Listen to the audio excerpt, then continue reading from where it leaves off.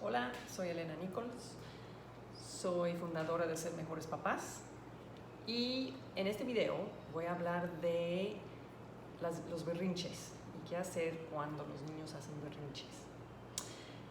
Suele suceder de que algunos niños, porque no todos, y algunos son más propensos que otros, la edad de los berrinches empieza como a los 2 y siguen en los 3 años. La razón por la cual hacen berrinches es de que en esta etapa de su desarrollo cerebral todavía no tienen acceso al cortejo prefrontal, que es la parte de hasta adelante del cerebro, que de hecho se termina de desarrollar hasta los 20-25 años. Se termina de integrarse al resto del cerebro. En esa parte del cerebro, en el cortejo prefrontal, es donde está el razonamiento, la lógica, toda esta parte que nos hace reflejar y pensar las cosas. Los niños de 2 años no tienen acceso a esa parte del cerebro. Entonces, ¿qué pasa? Hay una parte del cerebro que se llama la amígdala. Y esta es la parte que nos alerta en caso de una emergencia. Es una parte que nos hace correr, huir o congelarnos. O pelear en caso de emergencia. El cerebro de los niños chiquititos, cuando el cerebro percibe que algo no está bien, como por ejemplo es cuando pide más helado y no se les dé porque ya comió suficiente, se activa la amígdala pensando que es una emergencia.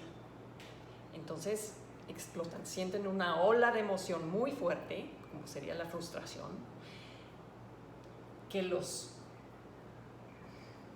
abarca al 100% y no saben qué hacer con esa emoción. Como no tienen el cortejo prefrontal, no pueden pensar, solamente fue un tema del helado, me voy a calmar y me voy a sentir mejor. No tienen esa capacidad. Entonces, sienten esta ola de emoción gigantesca y no saben qué hacer con él. Entonces patalean, se tiran al piso, a veces pegan, gritan. Y es natural, es un proceso natural en todos los niños. Entonces, ¿cuál es nuestro papel? Pues uno, como es un proceso natural, no debemos de castigar a los niños por tener un berrinche. Es una parte de su proceso de crecimiento y de su proceso de desarrollo. ¿Qué sí podemos hacer? Podemos mantener la calma o hacer lo necesario para calmarnos nosotros, porque a lo mejor tenemos que respirar a 10, a lo mejor tenemos que tomar agua, hacer algo que nos calme a nosotros mismos para comunicar a los chiquitos de que no es una emergencia, esto no es una emergencia y que va a pasar, es un tema emocional que va a pasar. Entonces, si nosotros modelamos esa tranquilidad y esa calma, les estamos comunicando a la amígdala de nuestros hijos de que no es una emergencia y de que se puede calmar. ¿Se tarda un poquito? Sí. ¿Y hay que tener paciencia con ellos? Sí. Pero es una etapa que pasa. Y es importante también para ellos darse cuenta de que pueden sentir emociones muy fuertes, muy grandes, que luego pasan y la vida sigue. Pero si les hacemos creer que sentir emociones grandes es malo y merece castigo, pues no va a funcionar muy bien a la larga, porque todos sentimos emociones muy fuertes.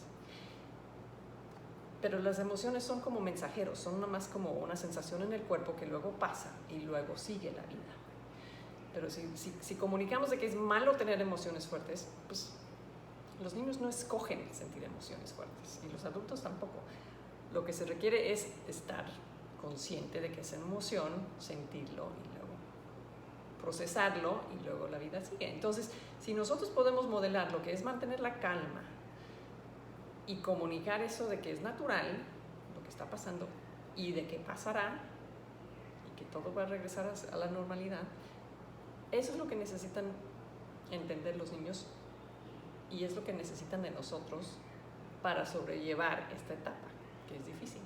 Ahora, si hay niños grandes que están haciendo berrinches de ya 7, 9, 10 años, ahí hay que considerar que a lo mejor hay un tema tipo TDAH, porque ahí en esos tipos de diagnósticos los niños a veces siguen haciendo berrinches porque no tienen su proceso de función ejecutivo, que es la parte prefrontal del cerebro, no está desarrollado adecuadamente todavía, hay un retraso. Entonces se puede dar en niños más grandes y por lo general tiene que ver con un tema de función ejecutiva, entonces hay que averiguar qué está pasando.